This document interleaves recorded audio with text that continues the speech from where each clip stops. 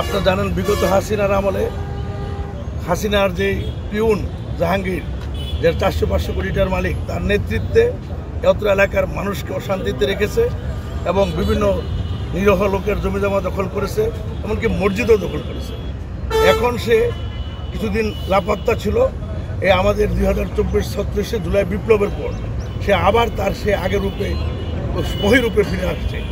এসে আবার এই যে মহসিন সাহেব রহিম খানের জায়গা আমাদের ডাক্তার দুলাল বানাসূত্রে ক্রয় করেছে এবং আর অনেকের নিরহ যারা আছে সাধারণ লোক তাদের জায়গা দখল করে এখানে নিজেই গোলাগুলি করে সন্ত্রাস সৃষ্টি করে সন্ত্রাসীদের লালন পালন করে মদ গাঁজা থেকে শুরু করে এবং নানা দেহ ব্যবসা নানান ধরনের অপকর্ম করে সে বিশাল একটা বাহিনী গ্যাং সৃষ্টি করেছে। আমরা বিগত দিনের যে অশান্তি সৃষ্টিকারী এই আমি মতিন ভূমিদস্যু আমার বন্ধু বলেছে যে জমি এমনকি মসজিদ দখল করেছে, আমরা প্রকৃত মালিকের জমি ফেরত পাই সেই দাবিতে আমরা দাঁড়িয়েছি। আমরা এলাকায় শান্তি চাই, কোনো সন্ত্রাসী চাই না।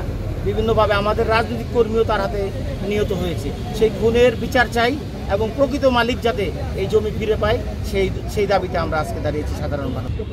এই জমির মালিক বৈধ মালিক, যার নামে বর্তমান চলমান বিএস রেকর্ড এবং 2025 সাল পর্যন্ত ভূমি অফিসে ভূমি উন্নয়ন কর পরিশোধ করা আছে। প্রকৃত মালিক জনাব আব্দুর রহিম খান, জনাব প্রিন্স আক্তার বাবলু, সেকান্তর আলী গং। জমির পরিমাণ 7 একর 60 শতাংশ, যাহা বিগত 5 থেকে 6 মাস আগে জনাব আব্দুর রহিম খান এবং প্রিন্স আক্তার বাবলু গং জনাব ডাক্তার আসাদুল্লাহ আহমেদ দুলাল ভাইকে আমমুক্তার ক্ষমতা অর্পণ করেন। এখন মতিন সে ভূমিদস্যু, এটা এলাকার সবাই জানে। আশেপাশের জমিও, আমাদের জমি ছাড়াও আশেপাশের জমিও দখল করছে, মসজিদ দখল করছে, এমনকি নিজের লোক নিজে খুন করে অন্যকে ফাঁসানোর জন্য অপচেষ্টা করতে প্রতিনিয়ত। আর প্রতিদিন 2-1 দিন পর পরেই আমাদের জমির বাউন্ডারির ভিতরে তাদের যে সন্ত্রাসী বাহিনী আছে তাদের দিয়ে বোমাবাজি, ককটেল, গুলি বিস্ফোরণ ঘটিয়ে তাদের অবস্থান জানান দেয় যে আমরা আছি, যাতে আশেপাশের লোকজন আতঙ্ক বিরাজ করে থাকে। আমরা চাই এই 400 কোটি টাকার পিয়ন জাহাঙ্গীরের সহযোগিতায় দীর্ঘদিন যাবৎ এই মতিন এবং তার স্ত্রী মরিয়ম ইয়াসমিন আমাদেরকে এইভাবে হয়রানি করে আসছে। এমনও দেখা গেছে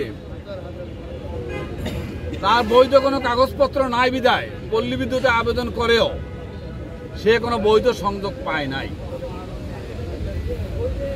অবৈধভাবে বৈদ্যুতিক সংযোগ পায় নাই। অবৈধভাবে বিদ্যুৎ সংযোগ নেওয়ার সময় টাঙ্গাইলের দুইটা ছেলে আর এই বাউন্ডারির ভিতরে ইলেকট্রিক শকে মারা যায়। ইতিপূর্বে এখন আপনারা কি যাচ্ছেন, ফারুক নামের একজন লোককে নিজেই নিজের লোককে খুন করে অন্যকে ফাঁসানোর চেষ্টা করে। সবাইকে ধন্যবাদ।